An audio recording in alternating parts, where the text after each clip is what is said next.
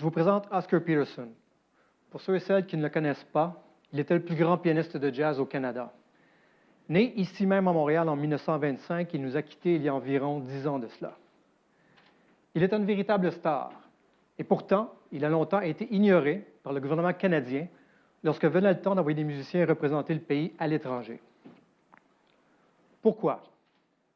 Parce qu'il était noir et qu'il jouait une musique populaire américaine que plusieurs jugeaient décadente, voire primitive. En d'autres mots, Oscar Peterson ne correspondait pas à l'image que les Canadiens se faisaient d'eux-mêmes, ou du moins à l'image qu'ils souhaitaient promouvoir à travers le monde. Il a donc été exclu, lui comme plusieurs autres, de la diplomatie musicale à ses débuts, et c'est là en quelque sorte le sujet de ma thèse de doctorat, un sujet peu étudié qui mérite pourtant de l'être davantage. Qu'est-ce que la diplomatie musicale? Bien, la diplomatie musicale, c'est quand un pays tente de se faire connaître et de se faire valoir par sa musique. Par exemple, en finançant une tournée à l'international ou à l'étranger, ou en engageant un chanteur pour l'envoyer dans une compétition dans un autre pays. Les raisons peuvent être économiques, politiques et culturelles, ou les trois à la fois. Le problème qui se pose est que ce ne sont pas tous les musiciens qui sont interpellés par ces initiatives et ce ne sont pas tous les genres musicaux qui sont mis de l'avant. En tant que musicien, je m'intéresse sur les facteurs qui influencent ces décisions. Et en tant qu'historien, bien, j'ai le réflexe de me tourner vers le passé pour comprendre qui décide quoi, quand et comment lorsque vient le temps de recruter des musiciens pour en faire des ambassadeurs culturels.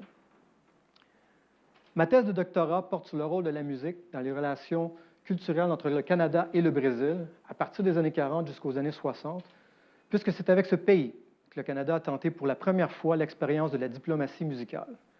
J'en ai donc fait une étude de cas qui s'appuie sur l'anthropologie musicale pour évaluer un lot important d'archives textuelles et sonores. Vous savez, Oscar Peterson était très populaire au Brésil, mais le gouvernement canadien lui a quand même fait la sourde oreille.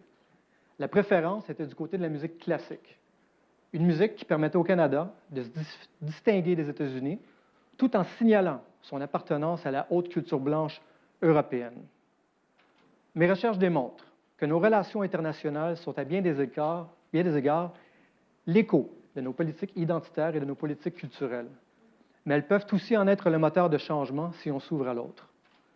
Ce que l'histoire nous apprend, et ce sur quoi il faut agir, c'est qu'en priorisant une musique plutôt qu'une autre, l'État perpétue parfois la marginalisation et l'exclusion. Il faut donc maintenir une écoute critique pour que notre diplomatie musicale soit à l'image du meilleur de nous-mêmes. Mais pour la comprendre, pour la décoder, il faut connaître son histoire et c'est là que j'interviens. Merci.